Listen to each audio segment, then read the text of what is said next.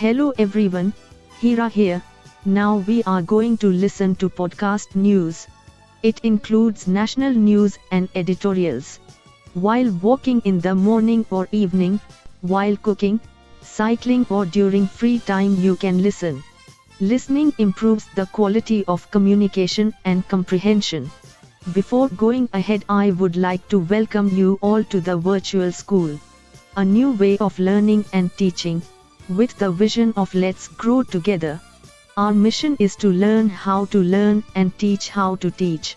So stay tuned. And here we go. Today is 19th May 2021. Front page. 13 dead as Takti batters Gujarat. 90 missing from barge. Navy rescues 320 from two vessels. Ahmedabad inundated after heavy rain. Long road to normalcy. Farmers trying to put up an electric pole at Kodina village, near Una, Gujarat, where cyclone Takti made landfall on Tuesday. Vijay Sonji Vijay Sonji. Dinakar Peri Jacob Koshi, New Delhi. The severe cyclonic storm Takti that entered Saurashtra early on Tuesday, whipping up winds close to 180 kmph, has reduced in intensity and lay about 35 kilometers west of Ahmedabad late in the evening, according to the India Meteorological Department, IMD. Rain is expected to continue in Gujarat and Rajasthan for the next 24 hours as the storm further weakens into a depression near Jodhpur by Wednesday. At least 13 people were killed in Gujarat as the storm wreaked damage on roads, power lines, trees and buildings. The Navy and the Coast Guard have so far rescued 320 people on board two barges in the Arabian Sea, near Mumbai. Over 16,000 houses were damaged, and more than 40,000 trees and over 1,000 poles uprooted due to the cyclonic storm in Gujarat, Chief Minister Vijay Rupani said. Many areas of Ahmedabad were inundated after the city received 75.69 millimeters of rain between 6 am and 4 pm. 90 persons were still missing from barge P-305 which sunk 35 nautical miles from Mumbai amid rough seas. Till Tuesday evening, 183 survivors from the barge as well as all 137 persons on board another barge, the Gal Constructor, were rescued. Naval ships in Beas, Betwa and Teg joined in Kochi and Kolkata in search and rescue operations, SAR, for barge P-305 which went adrift off Hira oil fields in the Bombay High area on Monday with 273 on board, a Navy spokesperson said. SAR has also been augmented with AP-8I aircraft and naval helicopters, he stated. Gal Constructor went adrift due to engine trouble and ran aground about 48 nautical miles north of Colaba Point. The crew have been airlifted and safely transferred to the nearby Vadrai beach, the Coast Guard said. The Navy spokesperson said SAR efforts were in progress off the coast of Gujarat for three other ONGC vessels, Support Station, SS-3, Great Ship Aditi and Drill Ship Sagar Bhushan, which are 15 to 20 nautical miles southeast of Pipavav port. The Army has activated 6 rescue and relief teams for operations in DU. Working overnight, the road between Gir and DU, which was blocked at many places due to fallen trees, debris and damaged electrical wires, along with poles, was cleared by Army teams. This restored movement of essential supplies, medical support and civil traffic to aid cyclone relief in the Union Territory, the Army said.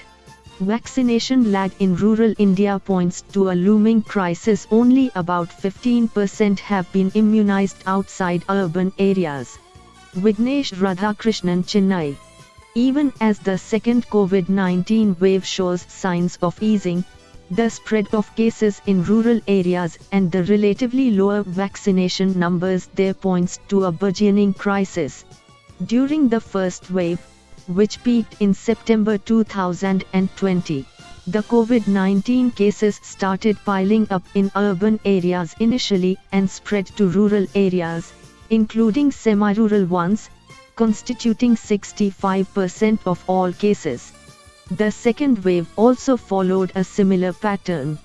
The split was 52% to 48% in urban semi-urban versus rural semi-rural areas in March 2021, and by mid-May, the estimated case load split was 65% in rural semi-rural areas versus 35% in urban semi-urban areas.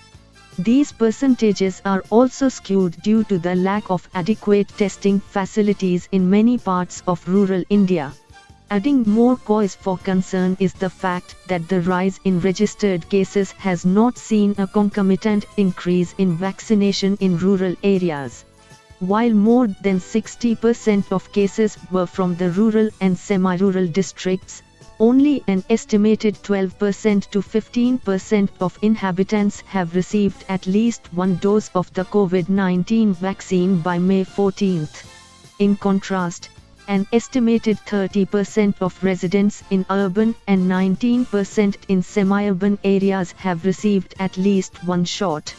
In terms of being fully vaccinated, both doses, only an estimated 2.6% of rural residents received them by May 14, even as an estimated 7.7% of urban dwellers had received both doses. Vaccination helps. Data from some states show that the daily confirmed cases have decreased among the vaccinated higher age groups, while the infections among the non-vaccinated continue to rise during the second wave. Experts have also said that vaccines effectively prevent severe disease even if a vaccinated individual gets infected. The lower vaccination numbers in semi-rural and rural areas suggest that the impact of the pandemic will be more severe there, as is being reported anecdotally from ground reports in several parts of North India, in particular. HC to hear plea on Narda arrests today. Shiv Sahai Singh, Kolkata. The Calcutta High Court on Tuesday admitted a review petition on its order staying the bail granted by a lower court to 4 leaders arrested by the Central Bureau of Investigation, CBI, in the Narda case on Monday. The CBI arrested 4 leaders, including 2 ministers of the West Bengal cabinet, Farhad Hakim and Subrata Mukherjee, TMC MLA Madan Mitra, and former Trinamool Minister Sovan Chatterjee. Counsel for the 4 mentioned the matter before a division bench, presided over by Acting Chief Justice Rajesh Bindal on Tuesday. The stay on the interim bail and the review petition will be heard by the court on Wednesday. CBSE extends deadline for Class X results. Special Correspondent, New Delhi. The Central Board of Secondary Education, CBSE, on Tuesday extended the deadline for schools to submit Class X exam results to June 30, citing COVID-19. On May 1, the CBSE notified a policy for tabulation of Class X results based on internal assessment by schools, with the deadline for submission of marks as June 5 and for internal assessment marks out of 20 on June 11. The CBSE said that it would declare the results by June 20. On Tuesday, however, the board extended the deadline to submit the marks and internal assessment marks to June 30. It said the other dates in the schedule would be decided by the result committee. Court denies anticipatory bail to Olympic medalist Sushil Kumar wanted in murder case, judge says allegations against him serious. Sushil Kumar assessed. Press Trust of India, New Delhi. A Delhi court on Tuesday refused to grant anticipatory bail to absconding Olympic medalist Sushil Kumar in the murder case of a wrestler, saying that he is prima facie the main conspirator and allegations against him are serious in nature. Additional Sessions Judge Jagdish Kumar denied the relief to Sushil Kumar, against whom a case of murder, abduction and criminal conspiracy has been registered. Wrestler Sagar Rana died while two of his friends Sonu and Amit Kumar were injured after they were allegedly assaulted by Sushil Kumar and other wrestlers on May 4 night, at the stadium premises in the capital. While dismissing Sushil Kumar's pre-arrest bail, the judge noted that the allegations against the accused are serious in nature. From the perusal of record of investigation so far, it reveals that prima facie the accused is the main conspirator. Further, the judge said, the investigation is still going on and some of the accused persons have not been arrested.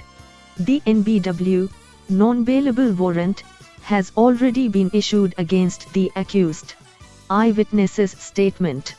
The additional sessions judge also relied upon the statements of eyewitnesses while dismissing the plea and said, so at this stage, the court is not inclined to grant anticipatory bail to the accused.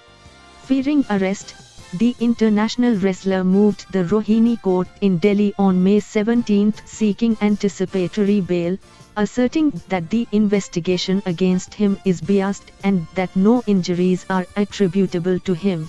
In the plea, the sportsman showed his willingness to join the investigation and provide a true and correct picture of the incident, to help the investigating agency reach a logical conclusion.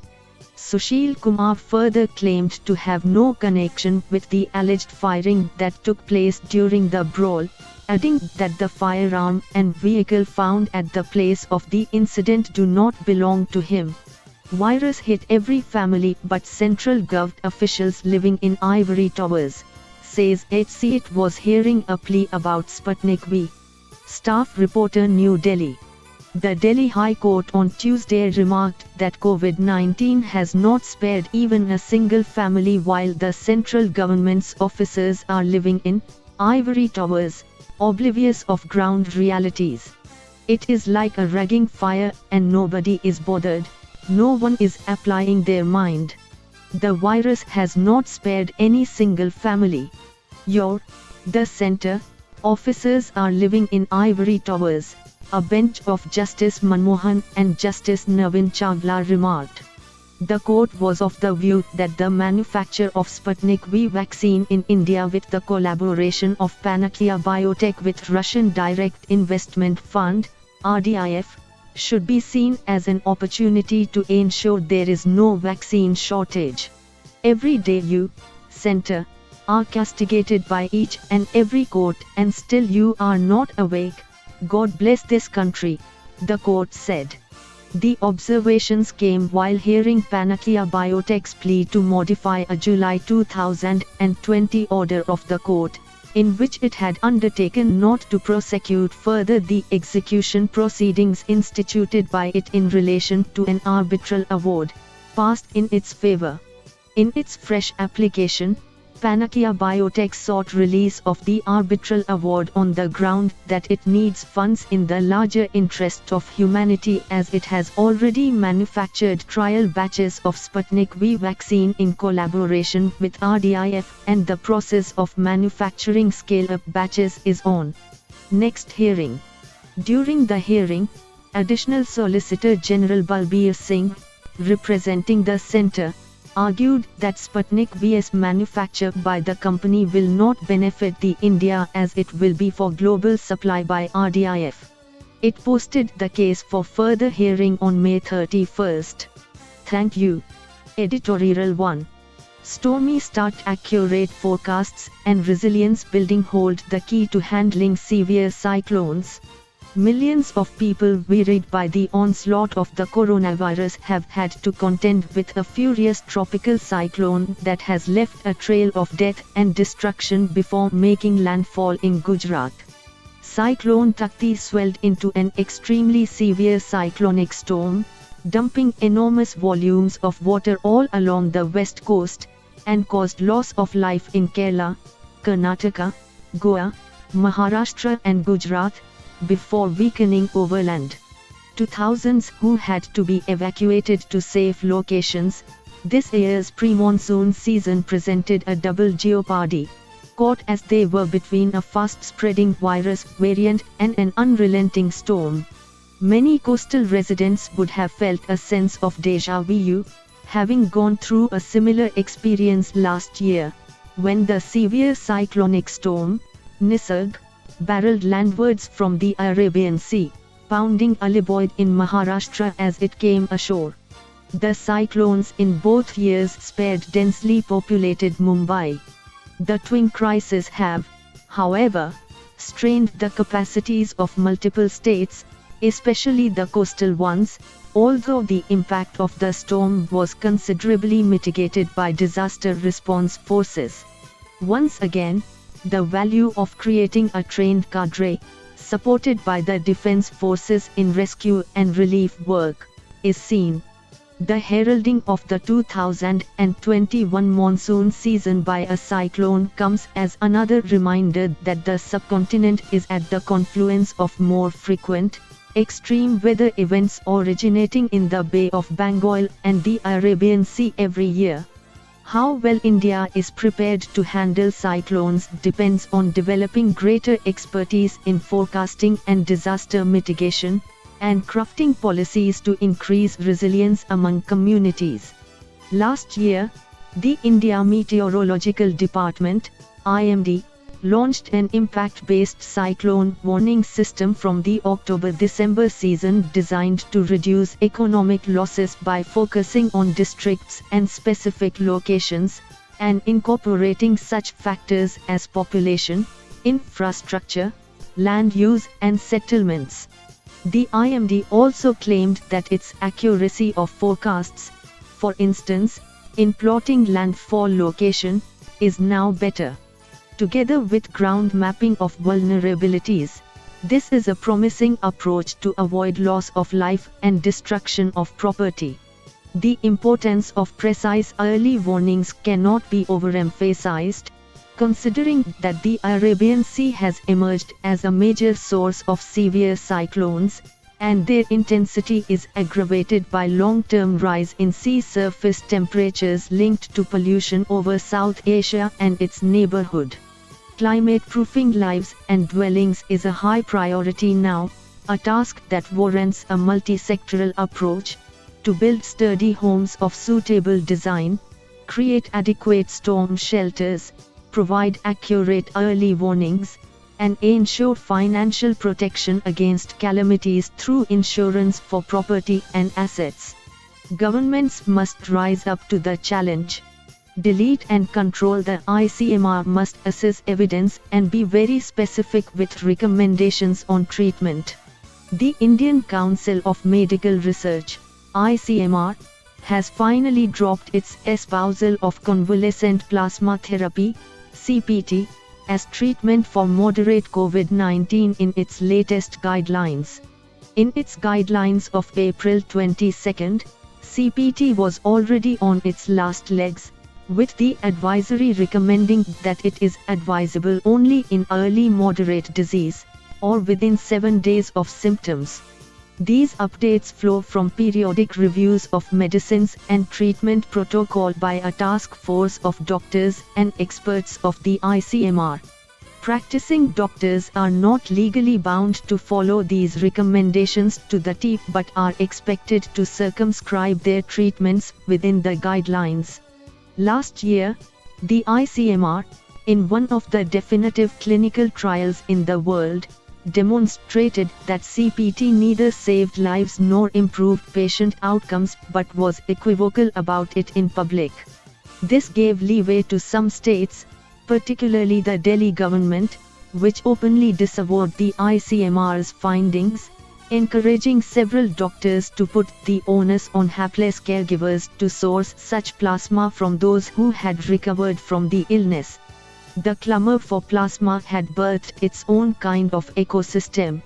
There were apps designed to connect donors to recipients, an inevitable black market, and, if the plasma did not seem to be working, the tendency was to blame the quality of plasma rather than recognize the futility of the treatment.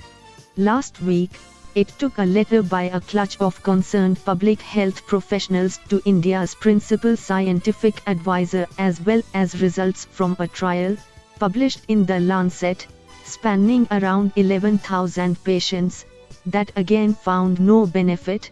To demote CPT, further evidence is emerging that CPT may be contributing to the evolution of coronavirus mutations that, together, may have been the final nail in the coffin. However, this is not the end of the road for treatments with limited scientific basis finding a mention in the ICMR guidelines. Hydroxychloroquine and the antiparasitic drug, ivermectin, continue to find a place for the treatment of mild disease despite a specific mention of low certainty of evidence. There is an argument that doctors, battling a disease that has so far defied a predictable treatment regime, cannot always observe the necessary clinical equipoise. Unlike doctors on the front line, a collective of experts such as the ICMR task force has the comfort and the distance to dispassionately assess evidence and be very specific with its recommendations. Publicizing these at regular intervals serves to educate the public about the evolving nature of treatment and be better prepared as future patients and caregivers. This will work better towards easing the pressure on doctors as well as in improving trust in systems that are designed to offer the best possible expertise. Tracking the pandemic's rural march, states, especially in the north, are facing the brunt of the second wave, made worse by their poor health infrastructure. Getty Images REBECCA Conway. When the first wave of the novel coronavirus pandemic hit the country, the central government imposed the strictest lockdown for almost 2 months. For most of the migrants stuck in urban areas without incomes, jobs and food to survive, the only escape was to walk back to the rural areas where they came from.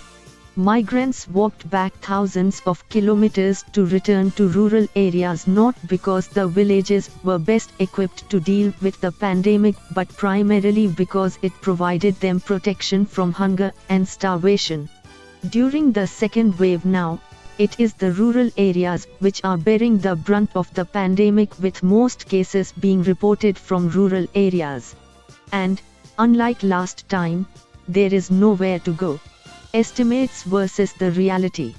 The second wave was expected, at least based on past experience of other countries and of earlier pandemics, but also because most scientists predicted it given the changing nature of the virus and the pandemic. However, unlike the last time when it was largely in urban areas, this time it has spread to villages. Also, in contrast to the previous episode, it has spread this time to the rural areas in Bihar, Uttar Pradesh, West Bengal, Jharkhand and Odisha, states which remained largely unaffected by the spread of the pandemic during the first wave. Most of these states are those with a low availability of health professionals and a lower level of health infrastructure. The result has been a much higher level of infections and deaths. Stories of bodies floating in rivers or left buried on the banks are being reported from both Uttar Pradesh and Bihar. While these are stark visuals of the nature of impact that the pandemic has caused on infections and deaths resulting from the infections, these are all estimates, gross underestimates of the actual reality in the rural areas in many of these states. Neglect of primary care. The scale of the misery inflicted by the pandemic was expected in most of these states, where the existing health infrastructure has been found lacking. But what made it worse was also complete apathy and a lack of governance in improving the health infrastructure despite knowledge of the second wave of the epidemic. As in the latest report of the Rural Health Statistics 2019-20, https://bit.ly/3HAKHNC released by the Ministry of Health and Family Welfare, MOF. Not only are these states which figure among the states with the worst health infrastructure but are also ones where the situation has worsened over the years. Compared to 10,337 functioning subcenters in rural Bihar in 2005, only 9,112 subcenters were functioning in 2020. The number of community health centers declined during the same period from 101 in 2005 to only 57 in 2020.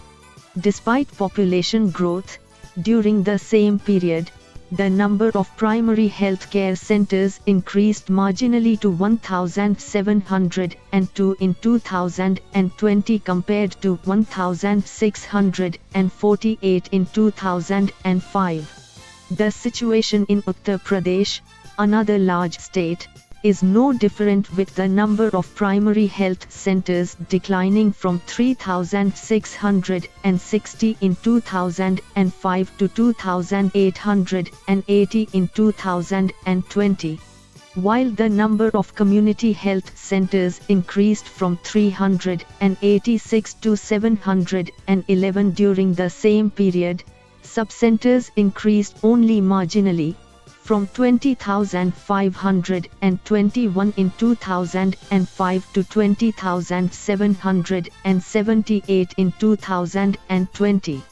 The situation with regard to the availability of health professionals is not very different, with most states witnessing a worsening situation. For example, only 29% of specialists were in place in the community health centers in Uttar Pradesh as against the requirement based on official norms. Compared to the norm, Bihar reported the highest shortfall in availability of subcenters, at 58%, followed by Jharkhand, at 44%, and Uttar Pradesh, at 41%, as on 1st July 2020. Similar numbers in the case of primary health care centers were 73% for Jharkhand, 58% for West Bengal, 53% for Bihar, and 51% for Uttar Pradesh. Avoidable events. Given the state of the rural health infrastructure, it was obvious that the pandemic would lead to catastrophic outcomes once the rural population was exposed to the virus. The lack of governance in this case is not the state of health infrastructure that the state governments inherited, but the failure to contain the spread of the pandemic despite the knowledge of the state of rural health infrastructure. This failure to estimate the scale of the havoc created by the pandemic was obvious in the case of the central government. Steps were not taken to contain the spread along with augmenting the rural health infrastructure, and there were decisions such as prolonged electioneering in some of the states. West Bengal, which has seen the fastest rise in cases, was witness to the longest period of electioneering this time, with no precautions such as social distancing in place. Similar adventurism in the case of Uttar Pradesh saw hundreds of polling officials getting infected and passing away due to the pandemic during the conduct of local body elections in the state. The Mahakumbh, organized in the middle of the pandemic, with millions of devotees participating, further added to the spread of the infection, with devotees returning to rural areas in different states. All of these were eminently avoidable, with the resources used to augment and strengthen the rural health infrastructure, judiciary and the state.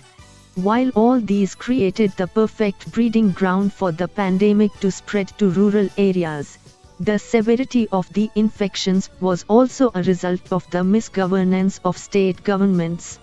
This bordered on ignorance of the level of severity to outright denial and complete apathy of the health and humanitarian crisis unfolding in the respective states.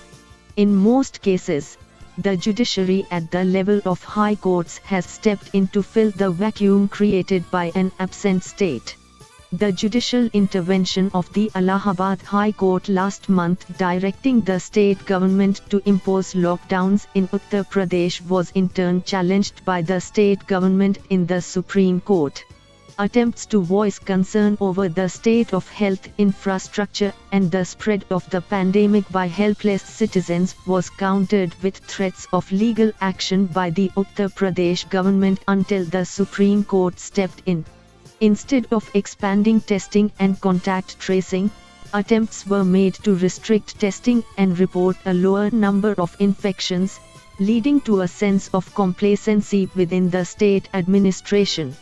The reality in rural areas of most of these states is worse than what is being released to the public through official estimates. This is true for the number of deaths, which by all measures appears to be much higher than official statistics.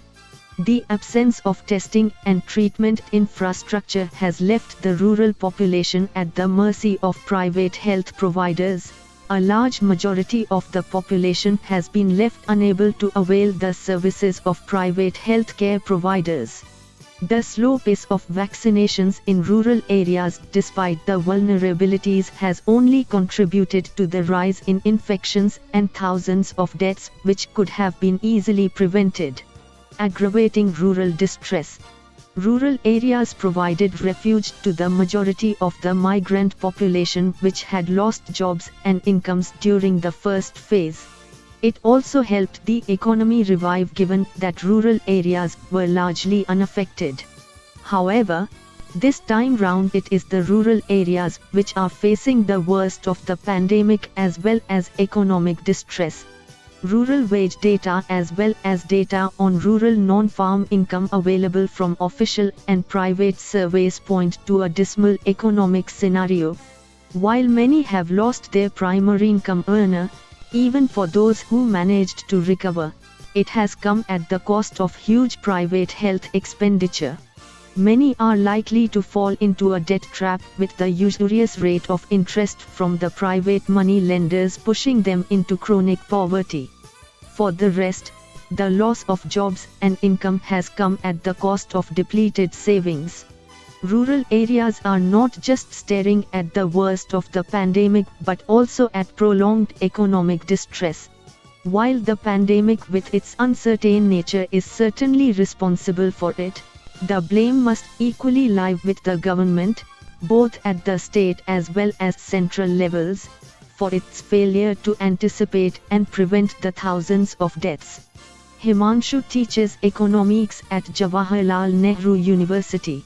The Tsar of Brinkmanship must seek peace. Russia and the other players in the Ukrainian crisis need to be prudent enough to resolve chronic tensions.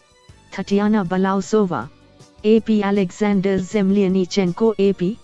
The recent standoff between Russia and Ukraine has again captured headlines in the international news media. This geopolitical situation appears to be complex due to the indirect involvement of its multiple stakeholders, including the United States, Turkey and the North Atlantic Treaty Organization, NATO. Increased tensions between Ukraine and Russia can be viewed as a continuation of the unresolved conflict of 2014. Since then, the illegal annexation of Crimea has become a buzzword in international politics, and Russia has been constantly painted as an aggressor and a hostile power. In addition to this, the country has been criticized for its involvement in the Donetsk and Luhansk regions in eastern Ukraine, where Russian-backed separatists have been fighting with Ukrainian troops. From the beginning of April 2021, Moscow has allegedly deployed thousands of troops as well as tanks and artillery near Ukraine's eastern border. It has also mobilized troops in the annexed Black Sea region of Crimea. This was enough to send a shock wave among the political elite in Ukraine, forcing them to appeal to the US and NATO and ask for an intervention, if needed. How dangerous can this become in the short term, and to which extent is the fearmongering of the Ukrainian administration justified by the real situation on the ground? NATO, US response. On 13 April 2021, NATO Secretary-General Jens Stoltenberg invited Ukrainian Foreign Minister Dmytro Kuleba to the NATO headquarters for a meeting of the NATO-Ukraine Commission on the security situation in Ukraine. Mr. Stoltenberg said, Russia's considerable military buildup is unjustified, unexplained, and deeply concerning. He underlined that NATO would continue to provide significant political and practical support to Ukraine. In turn, Mr. Kuleba made a strong statement that the mistakes of 2014 must be avoided this time, so that Russia cannot catch anyone by surprise. Besides powerful rhetoric from NATO, Ukraine seems to be desperate to receive more commitments and concrete actions. Dealing with Russia, a powerful and unpredictable neighbor, forces Kyiv to rely on NATO-US military support if Russia is to continue with its provocations. The question though is how far the NATO alliance can go in its support, given that Ukraine has not yet obtained membership. In June 2020, NATO recognized Ukraine as an enhanced opportunities partner, along with Australia, Finland, Georgia, Jordan, and Sweden. This partnership aims to maintain and deepen cooperation between countries that have made significant contributions to the NATO-led missions and operations. The Ukrainian President Volodymyr Zelensky has also used the current tension as an opportunity to push for NATO membership, arguing that this is the only way to end the war in Donbass. Notably, the US, under the new administration, has taken a more resolute stance towards this conflict, unlike the predecessors of the US President, Joe Biden. Mr. Biden seems to be less apprehensive about provoking Russia and is ready to support Ukraine militarily, if the need arises. The recent visit of the US Secretary of State, Antony J. Blinken, to Kyiv indicates the US's foreign policy priorities. The underlying rhetoric of this visit was to support the independence, sovereignty, and territorial integrity of Ukraine. Support from Turkey. On 11 April 2021, Mr. Zelensky visited Istanbul to mark the 10th anniversary of Ukraine's strategic partnership with Turkey. This was also an opportunity for him to be reassured by Turkish President Recep Tayyip Erdogan that Turkey stands by Ukraine amidst the current tensions with Russia. Both leaders discussed the security issues in the Black Sea region. During the bilateral meeting, Mr. Zelensky emphasized that the visions of both countries regarding geopolitical threats coincide with each other. In other words, the visit was a diplomatic success for Ukraine as it had obtained the necessary guarantees from Turkey should tensions with Russia escalate. It is worth recalling that Turkey has not acted in synchrony with Russia during several conflicts, e.g., in Syria, Libya, and, most recently, in Nagorno-Karabakh. Russia's moves. So what is Russia's end goal? Arguably, the cornerstone of the Russia-Ukraine conflict is insufficient communication, especially on the part of Vladimir Putin's Russia. It is very difficult, if not impossible, to speculate on the overarching rationale behind Russia's tactical decisions towards Ukraine. There are more questions than answers regarding the strategic calculus of the Russian administration. A deficit of explicit messages from Moscow creates room for misinterpretations and exaggerations on the part of Ukraine and its Western supporters. This misunderstanding can be best illustrated by the Russian explanation of its recent military buildup in Western Russia. According to the Russian Defense Minister, Sergei Shoigu, it was just a 3-week drill meant to test combat readiness to respond to NATO's threats. Russian President Vladimir Putin has been known for his geopolitical adventures, especially in West Asia. In the case of the eastern Ukraine, it is highly unlikely that he would be willing to make further territorial gains this time around. He possesses enough diplomatic and pragmatic skills not to indulge in yet another geopolitical endeavor that might entail serious repercussions from the international community. Mr. Putin is aware of the red line that should not be crossed. Hence, from the Russian perspective, the current military build-up can be viewed as another round of muscle flexing and an attempt to perpetuate the narrative of a powerful and capable Russia.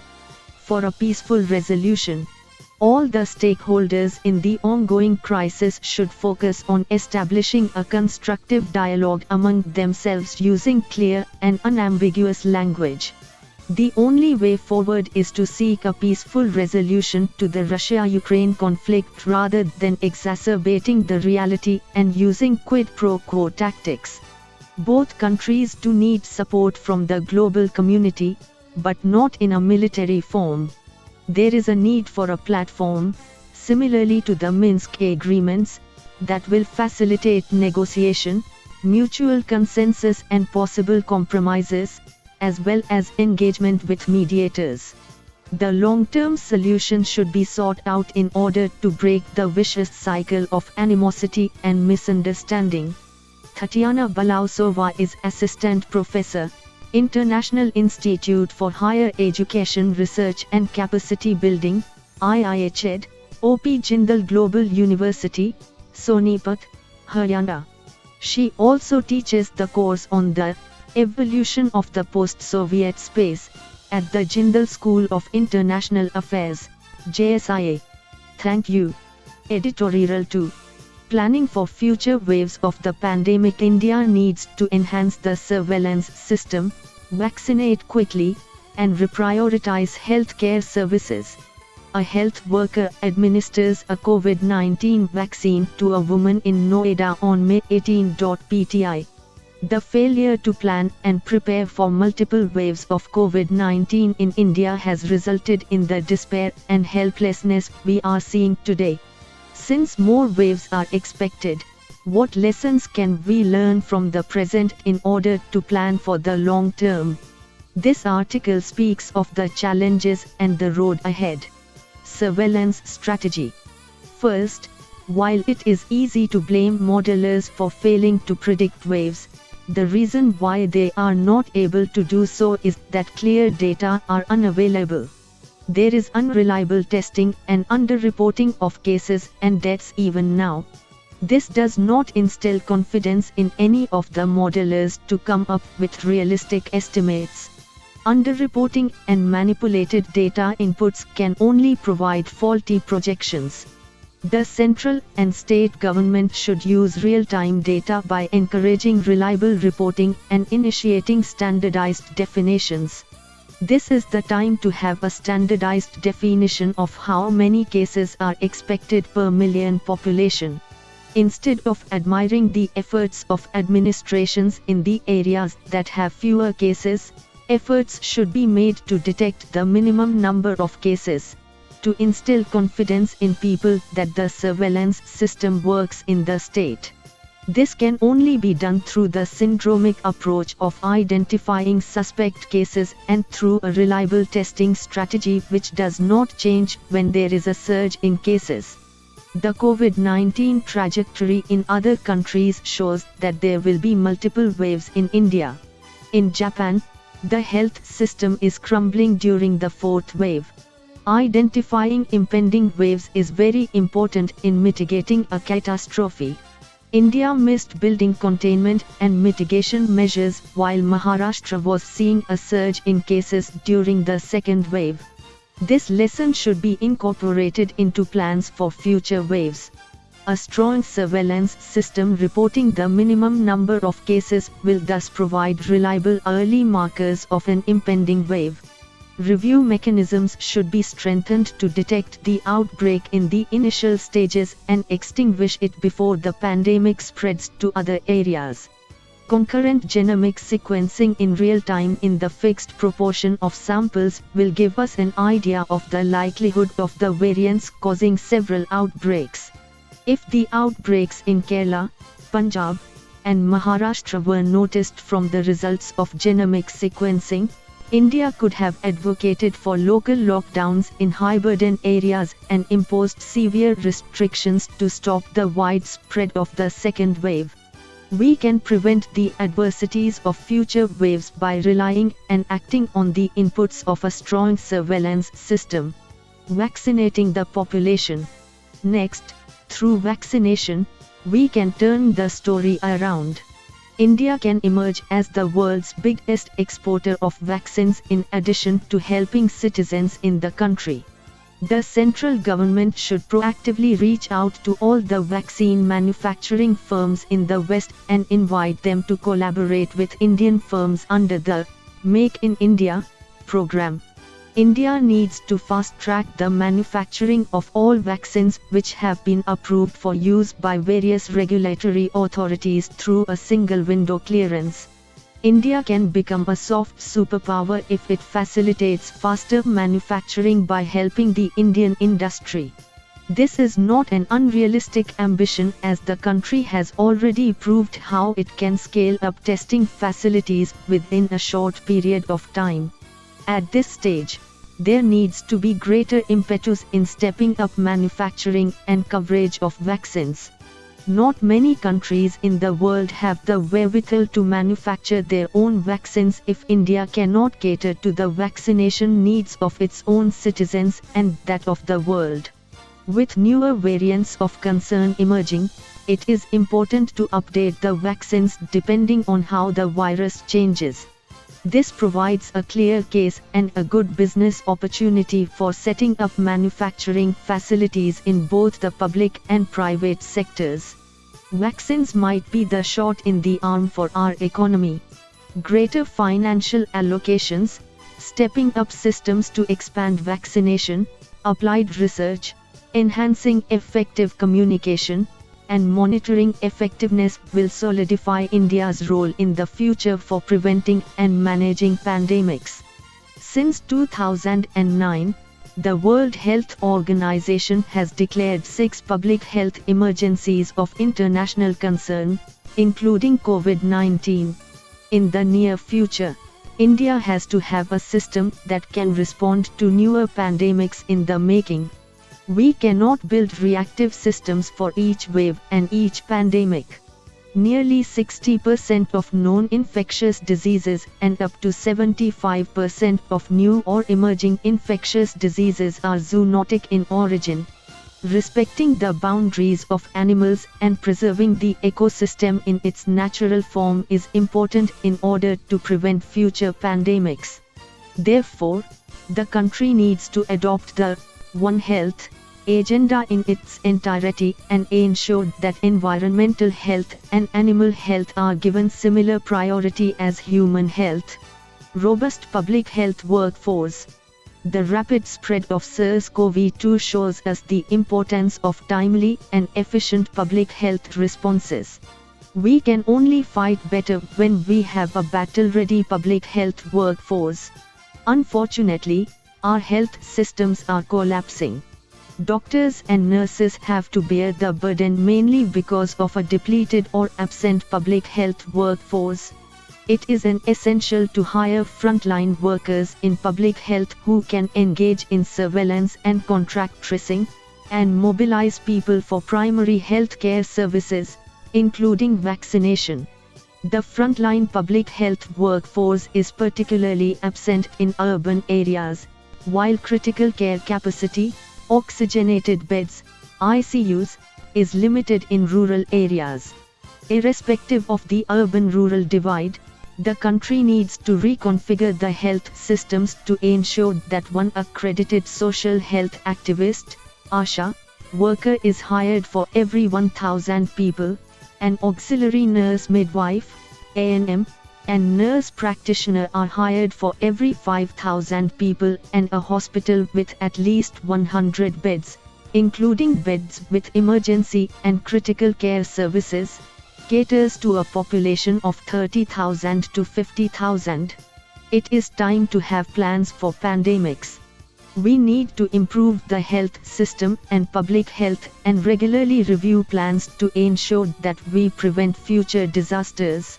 For now, it is important to have enhanced surveillance to detect and contain future waves, expand vaccination, and work towards building a robust pandemic preparedness plan.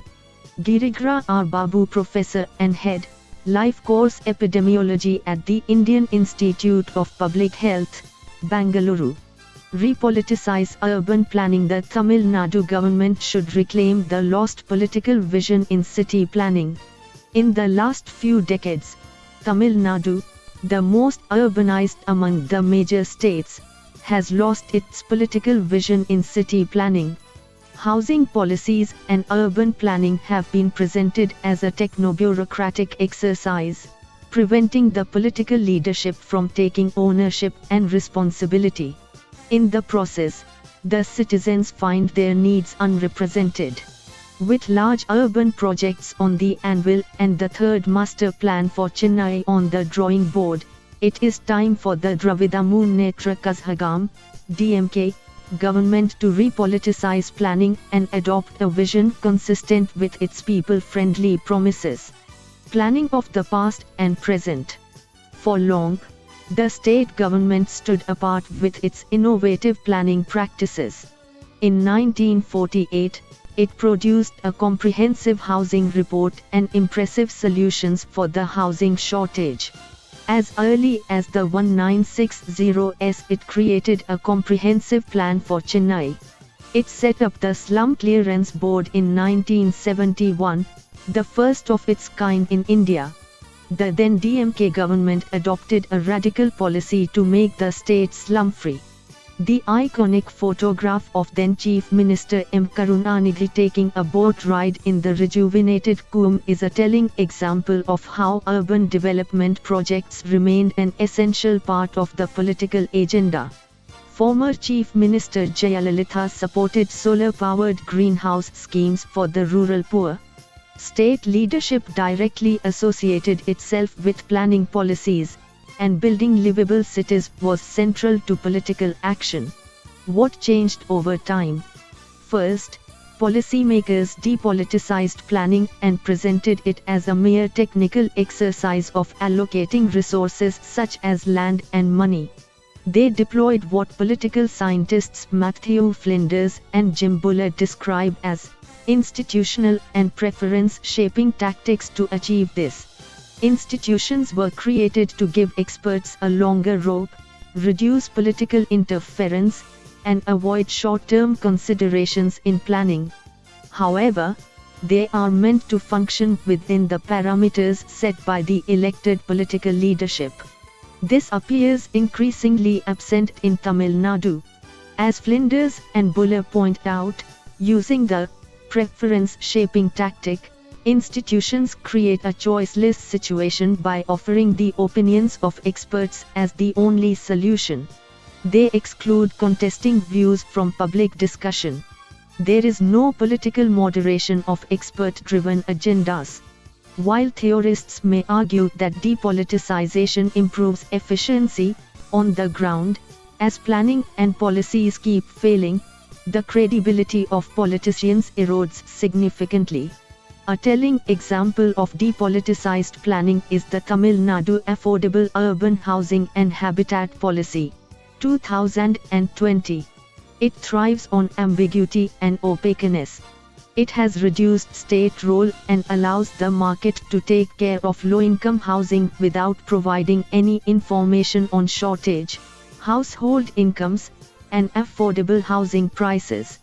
It remains silent on the numbers of households that cannot afford the housing supplied by the market. On the contrary, early plans, such as the 1948 report, offered empirical evidence, transparent assessment, and a clear political agenda. That report acknowledged that 75% of the population in Chennai belonged to the low-income group with an income of 50 rupees or less a month. These families could not afford houses built by the market at the cost of 5,000 rupees. The government then took full charge of providing housing for lower-income households. Similarly, in 1971, the government admitted that the Housing Board had failed to deliver since it had diluted its mission by focusing on higher-income groups. The government created a separate board and invested its resources in low-income housing. In contrast, current policies do not disclose the conditions of housing and cities. They do not clearly commit to keeping the sale price of low-income housing within the affordable range in private projects that avail themselves of financial support from state-supported shelter funds. The case of the third master plan for Chennai appears no different. The activities have commenced without any political framework. Will the government agree if the planners again propose a market mechanism to allocate land use and resources? What outcomes do they want the plans to achieve? The way forward. As economist Alan Drazen explains, the government must acknowledge the divergent sets of interests and choose the mechanism to negotiate them. Only political leadership can offer a widely accepted framework. The government must take ownership and ensure specific outcomes.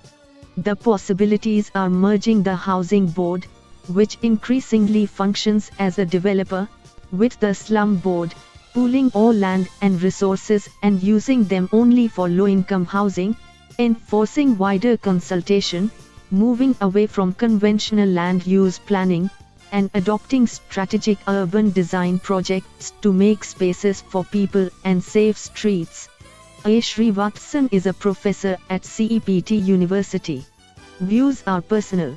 Engage with US progressives. India should note that it was the progressives who pushed the US to back the TRIPS waiver. K.V. Prasad. It is tempting to surmise the shift in the US's approach on providing COVID-19 related aid to India as well as on the trade-related aspects of intellectual property rights, TRIPS, waiver on COVID-19 vaccines, drugs, therapeutics, and related technologies as being driven by the comprehensive global strategic partnership with New Delhi. But it is more than just that. The development was a result of the determined push by some sections of the political and business class, civil society, and Indian Americans. Besides them, the progressives in the Democratic Party made a big difference. President Joe Biden called Prime Minister Narendra Modi in late April expressing the US's determination to be with India in its most difficult hour. To reduce the negative perception over Vice President Kamala Harris' tepid response to the crisis in India, the administration arranged for her to address a diaspora event where she brought up her Indian roots and lamented over the deteriorating situation in the country. The responses by these top leaders to assuage the Indians and Indian Americans came at a time when a section was seeking to underscore New Delhi's past folly of banking on Washington in times of need, urging Biden to act. Among the progressives who urged the president to act soon were Congresswoman Pramila Jayapal, chair of the Congressional Progressive Caucus, and Congressman Rohit Khanna, the Democratic Vice Chair of the Congressional India Caucus. Incidentally, while Ms. Jayapal's comments on human rights violations in Jammu and Kashmir annoyed New Delhi earlier, Mr. Khanna urged the Indian government to maintain democratic norms and allow peaceful protests by farmers. At a meeting of the leadership of the India Caucus with Indian Ambassador to the US, Taranjit Singh Sandhu. Irrespective of these positions, the progressives saw the aid and TRIPS waiver through a different prism. To contextualize the role of progressives, days ahead of the May 5 decision of the Biden administration on the TRIPS waiver, 110 members of the US Congress wrote to President Biden urging him to support the waiver. The signatories included Ms. Jayapal, Mr. Khanna, and Congressman Raja Krishnamurthy who represents Illinois. At the same time, Senator Bernie Sanders and 9 other senators made a similar plea to the White House. Thus, the Biden administration's decision on the waiver and the vaccines, characterized as courageous by many, was a result of the push by the progressives. Joining in this effort, the co-chair of the Congressional India Caucus, Brad Sherman, and over 50 colleagues wrote last week to President Biden seeking supply of specific items amid concern that as long the virus persists in India, there is the potential for additional variants that could pose a threat to a vaccinated America. The overall approach is to work with India in its battle against the second wave and prepare for subsequent ones. Not to be ignored. The outreach by Mr. Sandhu and his South African counterpart to members of the US Congress on the waiver notwithstanding, it is evident that the progressives have a grip on policy making. Its members' pronouncements on other issues that India finds unpalatable could happen again. But India will have to remain engaged with this section instead of offering a cold shoulder as it did in the recent past. As the adage goes, all politics is local. K.V. Prasad is a journalist and former Fulbright UPSA fellow with the US Congress. 50 years ago 19 May 1971 diplomatic drive to expose Pak guilt. New Delhi, May 18. As part of its general diplomatic drive to build up international opinion against Pakistan's barbarous behavior in East Bengal, India is deputing special emissaries to the more important world capitals to put across its point of view forcefully at the highest levels of government. The idea is to explain personally to the heads of state and heads of government, on a selective basis wherever it is possible to establish direct contact with the top men, the magnitude of the refugee problem and the inherent dangers of an Indo-Pakistan conflict, if the Yahya regime persists in its present policy of massacre and mass expulsions to alter the population balance in Pakistan. The high-level contacts with various countries, which are in a position to exert pressure or exercise influence on Pakistan either through gentle arm twisting or friendly persuasion, are intended to supplement the diplomatic efforts already being made by the Indian missions there to rebut the mischievous Pakistan propaganda that the so-called secessionist movement in East Bengal is of India's creation, and that if in the bargain India has saddled itself with this refugee problem it has only to thank itself for it. 100 years ago 19 May 1921 preventing crime. It is a debatable question how the criminal codes have succeeded in preventing crime in the world. One thing is obvious that criminal law only punishes people after they have committed the offense, and the matter of detecting the real culprit is one of no little difficulty.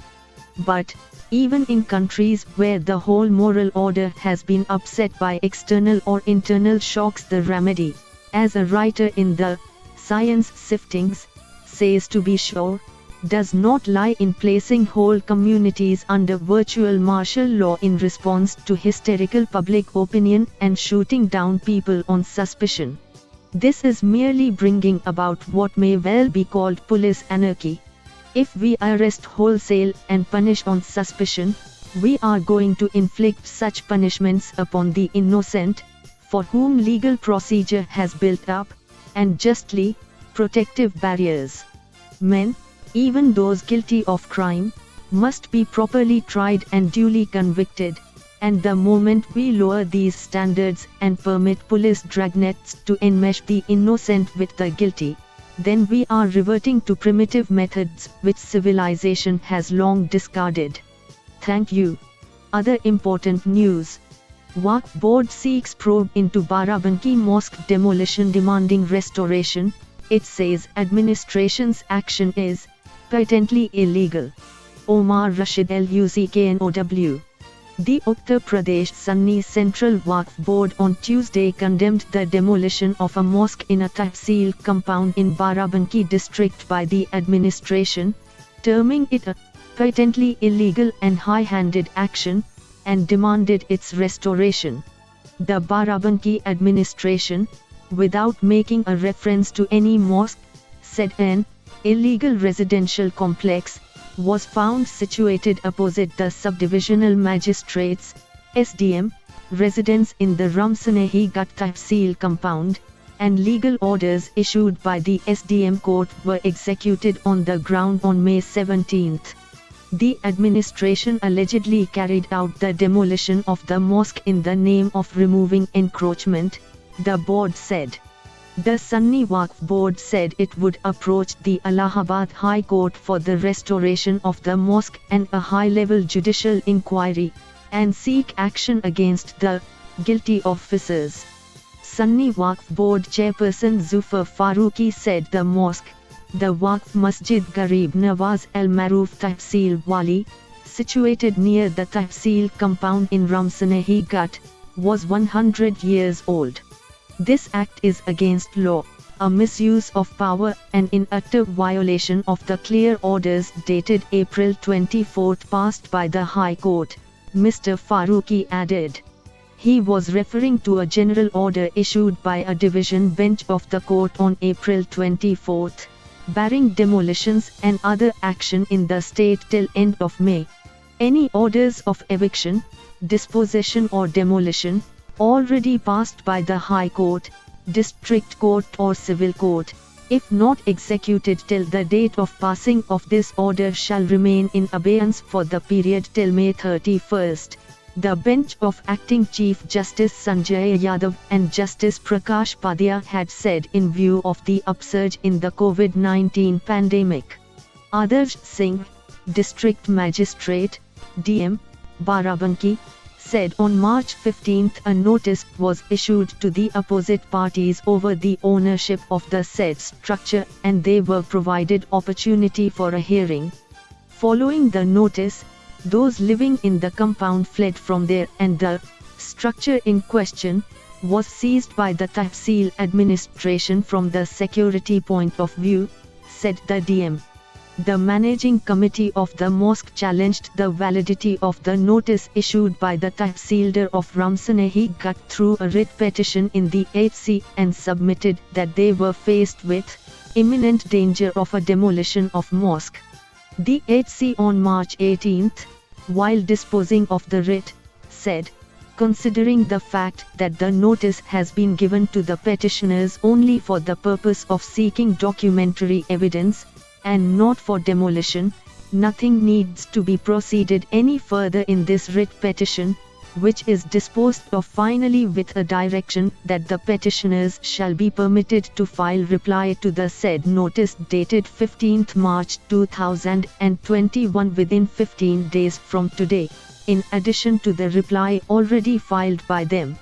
The DM Mr. Singh said that in sequence to the HC order in the writ and disposal of the counter statement of the opposite parties on April 2, it was proven that the said residential construction was illegal.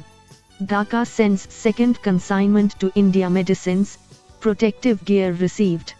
A technician collecting samples for COVID-19 testing. Shivkumar PUSHPAKA Shivkumar Pushpaka. Special correspondent, New Delhi. Bangladesh sent a large consignment of medicines and protective gears to India on Tuesday. This is the second consignment of assistance from Dhaka since India opened up for foreign assistance to deal with the second wave of COVID-19. The delivery took place as Foreign Minister of Bangladesh A.K. Abdul Momen called External Affairs Minister S. Jaishankar and urged him to push the United States to supply vaccines to Dhaka. Bangladesh Deputy High Commissioner in Kolkata Tawfiq Hassan handed over 2,672 boxes of medicines and personal protective items to a representative of the Indian Red Cross Society in Petrapole at the Indo-Bangladesh border. The consignment consists of antibiotics, paracetamol, injection vials and hand sanitizers among other things and came in 4 large ones. The consignment, which was handled by the Foreign Ministry of Bangladesh, was produced mainly by the public sector-run Essential Drugs Co. Ltd. Remdesivir injections. The first consignment from Bangladesh was sent on May 6 and consisted of 10,000 vials of the antiviral injection, Remdesivir, produced by Biximco, one of the leading pharmaceutical companies in Bangladesh. Bangladesh has also sent Remdesivir injections, hydroxychloroquine and protective gears to Nepal, as the Himalayan country faces a tough challenge from increasing COVID-19 cases. In a press statement issued on Tuesday evening, the Ministry of Foreign Affairs of Bangladesh announced that Dr. Momen had urged Dr. Jaishankar to push the United States to deliver AstraZeneca vaccine doses to Bangladesh. The official statement said the Indian minister has assured the country of his cooperation. The discussion took place hours after President Joe Biden announced that the United States would send vaccines abroad. 98% of India still at risk, warns Health Ministry. The virus hasn't got tired, so we cannot relax just yet. Tracking the virus, over 18 lakh samples were tested across the country on Monday. Shivkumar Pushpakar. Special Correspondent, New Delhi. Over 98% of India's population continues to be vulnerable or susceptible to COVID-19, said Love Agrawal, Joint Secretary, Health Ministry, on Tuesday, adding that so far only 1.8% of the total population of the country had been affected.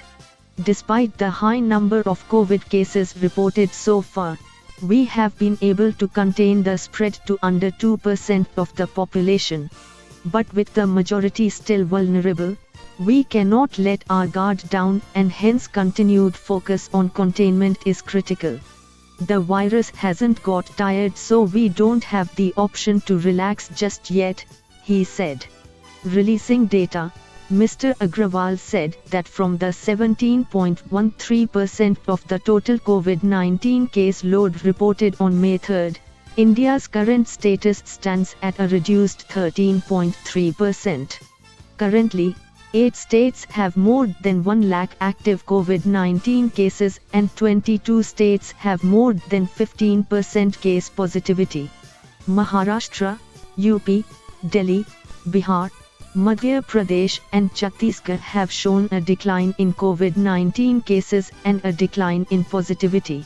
There are 199 districts showing a continued decline in COVID-19 cases and positivity in the last 2 weeks, he said.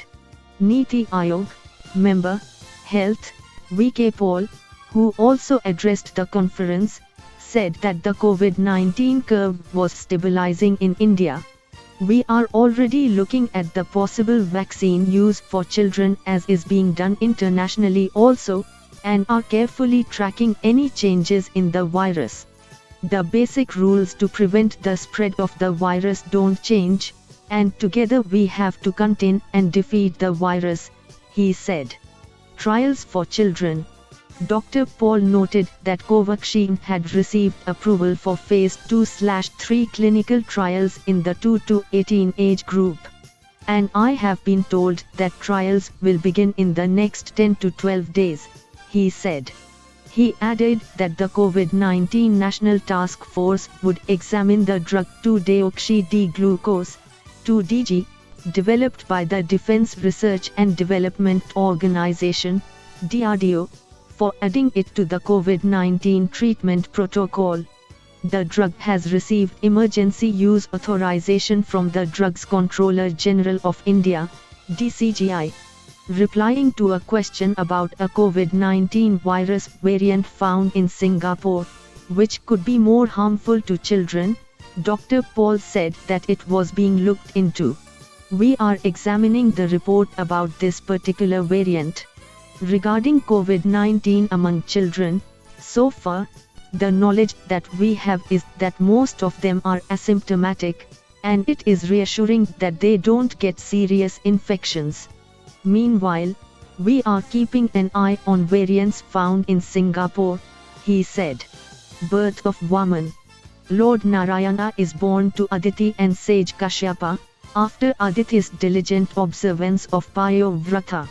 Srimad Bhagavatam describes his appearance at the time of birth, said Kidambi Narayanan in a discourse.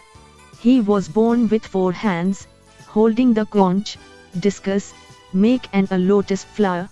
He was dark-hued. He had a lotus-like face. He had earrings in his ears. The Srivatsa could be seen on his chest. His arms were adorned with bangles. His shoulders had ornaments too. He had on his head a crown studded with gems.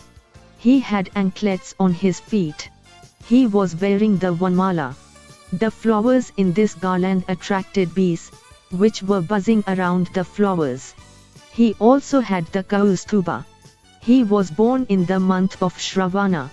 His star was Shravana. The Muhurta in which he was born was known as Abhijit. The Tithi was Dwadasi. This Dwadasai is known as Vijaya Dwadasi. He was born during the waxing phase of the moon. When he was born, musical instruments could be heard. Apsara damsels danced. Gandharvas sang. Kinnaras, Suparna, Garuda, Yakshas, sages and devas all gathered in joy, and danced and sang. Flowers fell on Aditi's ashram. Even as Aditi and Kashyapa were watching their son, he assumed the form of a brahmachari. Sages performed Upanayan for him. Surya taught him the Gayatri, Brihaspati gave the sacred thread. Kashyapa gave the girdle known as Maunji, made of munja grass. The moon gave him the danda, the staff. Aditi gave him a loincloth. Brahma gave him a kamandala, water jar. The Saptarishis gave him the grass. Kuber gave him the Bhiksha vessel. Bhiksha was given to him by Umadevi. After his Upanayan, Vaman did a homa, after cleaning the place, and placing the grass in the 4 corners of the chosen place. He then did Samitadana. Thank you. Thank you so much for watching this video as podcast. Do like, share and comment. Press the subscribe button and hit the bell icon to get new notifications. Thank you. Take care and stay safe. God bless you all. Jai Maa Bharti.